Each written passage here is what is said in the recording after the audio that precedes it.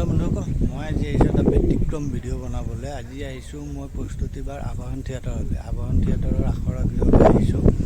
এতিয়া মোৰ পিছপিনে আছে গেটখন, মই সোমাম। তেওঁলোকৰ এজন চিনাকি আছে, তেওঁলোকে মাতিছে মোক।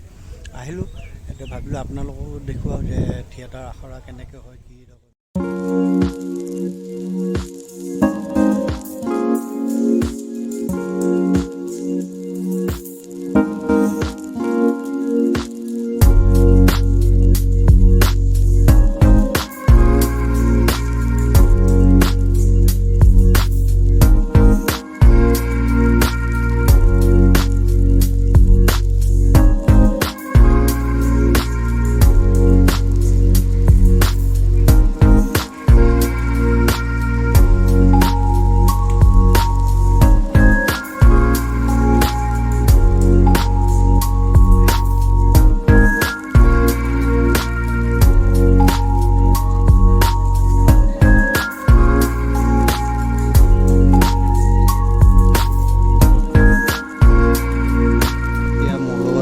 অভিনেত্ৰী মুন শইকীয়া, তেওঁৰ সৈতে আমি অলপ কথা পাতিম। নমস্কাৰ। ব্যস্ত ৰিহাৰ্চেল চলি আছে, একেবাৰে ষ্টেজ ৰিহাৰ্চেল। এয়া স্ক্ৰিপ্ট পঢ়ি আছিলোঁ। অগ্নিকন্যা আমাৰ ষ্টেজত হৈ আছে। ষ্টেজত লাইট আৰু ছেটিংছ কৰি থকা হৈছে, লাইট গাঁঠি থকা হৈছে। ব্যস্ত বিৰাট, একদম টোপনি ক্ষতি একেৰাহে কেইবাদিনো ধৰি। গা চাও অলপ বৰ ঠিক নাই, তাৰ মাজতে হেৰিয়ৰ কাপোৰ ঠিক ঠাক কৰি এইবিলাক কাপোৰ কানি ঠিক ঠাক কৰি দিলোঁ। নাটকত পিন্ধা কাপোৰ কানিবিলাক আমি ঠিক ঠাক কৰি ল'ব লাগে, এইবিলাক অলপ ধুই মেলি কাপোৰ ঠিক ঠাক কৰিছোঁ, স্ক্ৰিপ্ট পঢ়িছোঁ। তাৰ মাজতে আজি অলপ ৰন্ধা বঢ়াও কৰিছোঁ। এনেকৈ কিবা কিবি কৰি ব্যস্ত হৈ আছোঁ, বিৰাট ব্যস্ত।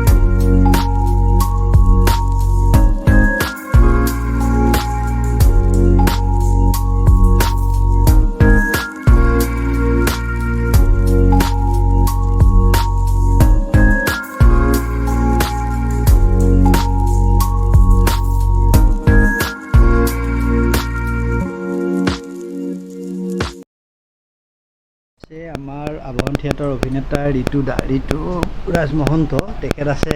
তেখেতৰ লগত আমি কথা পাতিম। তেওঁ অলপ অসুস্থ, তথাপিতো তেওঁৰ লগত অকণমান কথা পাতিবলৈ আমি চেষ্টা কৰিছোঁ। ঋতু দা, কি খবৰ আপোনাৰ? হয়, নমস্কাৰ। চেনেলৰ যোগেদি সকলো দৰ্শকলৈ, অসমবাসী ৰাইজলৈ মোৰ নমস্কাৰ জনাইছোঁ। অসুস্থ মানে আমাৰতো জানেই, এতিয়া থিয়েটাৰৰ আচলতে ৰিহাৰ্চেলৰ এইখিনি মানে পিক টাইম, এইখিনি ভৰপূৰ ৰিহাৰ্চেলৰ সময়। তো আমি জুলাইৰ এইটো মাহ ৰিহাৰ্চেল কৰি আমি ৰাইজৰ মাজলৈ ওলাই যাওঁ, আপোনালোকৰ মাজলৈ ওলাই যাওঁ। কিন্তু এতিয়া সেই সময়তে মোৰ এটা দুৰ্ঘটনা ঘটিলে। আচলতে আমাৰ থিয়েটাৰৰ মাজতে হ'ল ঘটনাটো। থিয়েটাৰ আৰম্ভ কৰাৰ নাটক মেলাৰ আমাৰ দুদিনৰ পিছতে আমাৰ গান এটা শ্বুটিং হৈছিলে থিয়েটাৰৰ। খিৰিকী গানটো, যিটো আমাৰ প্ৰস্তুতিবাই নিজে গাইছে, কণ্ঠ দিছে। তো গানটো যথেষ্ট ভাল হৈছে। সেই গানৰ শ্বুটিং টাইমত মানে মোৰ কেৰেক্টাৰটো অনুসৰি আৰু মই মানে এনেকৈ অলপ দৌৰা পিছত পুলিচে খেদে, এনেকুৱা শ্বট এটা পাহাৰত দিছিলোঁ। এক্সিডেণ্টলি এনেকৈ অলপ বাগৰি গ'লোঁ, গৈ ভাবিলোঁ মোচকা খাইছে বা ভাল হ'ব এনেকুৱা। পিছত এক্সৰে কৰোঁতে গম পালোঁ যে নহয়, মোৰ মানে এই ভৰি পতাৰ যিটো কেয়া আঙুলি হাড়দিটো অকণমান ফাটিছে, মানে এনেকৈ মেল খাইছে। গতিকে প্লাষ্টাৰটো কৰি দিলে ডাক্তৰে। পিছে মোক খোজ কাঢ়ি থাকিব পাৰিম বুলি ক'লে। গতিকে মই বৰ্তমান এইবাৰত নিগেটিভ চৰিত্ৰ পাইছোঁ। গতিকে ধৰক ফাইট এনেকুৱা চিন কিছু কৰিবলগীয়া হয়। এতিয়াও মই নাজানো কৰিব পাৰিম নে নোৱাৰিম, কিন্তু ৰিহাৰ্চেল কৰি আছোঁ। চাই লওঁ, বাকীখিনি আৰু ভগৱানৰ হাতত এৰি দিছোঁ। সকলো ষ্টাফেই মোক সাহস, ময়ো আশা ৰাখিছোঁ আপোনালোকে ভিডিঅ' চাব, লগতে চেনেলটো ছাবস্ক্ৰাইব কৰি থ'ব, লগতে আবাহন থিয়েটাৰৰ নাটকবোৰ চাবলৈ আহিব। খুব সুন্দৰ নাটক। বন্ধুসকল, এয়া আপোনাৰ আবাহন থিয়েটাৰৰ আখৰাথলী। মই ইয়াতে আহিছিলোঁ, আপোনালোকক যিমান পাৰোঁ দেখুৱালোঁ আবাহন থিয়েটাৰৰ এই আখৰা কেনেকুৱা চলিছে, ইয়াৰ অভিনেতা অভিনেত্ৰীসকলৰ কথা শুনালোঁ আপোনালোকক। তাৰপিছত ইয়াতে নৃত্যৰো চলি আছে, আখৰা চলি আছে। এতিয়া পূৰ্ণগতিত ছেটিংছৰ কাম চলি আছে। এওঁলোকে অহা 24 আগষ্টৰ পৰা এওঁলোক ওলাব।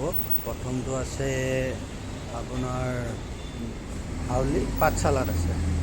গতিকে আশা কৰিছোঁ আপোনালোকে ভিডিঅ'টো চাই ভাল পাব। আজিলৈ ইমানতে এৰিছোঁ, ধন্যবাদ।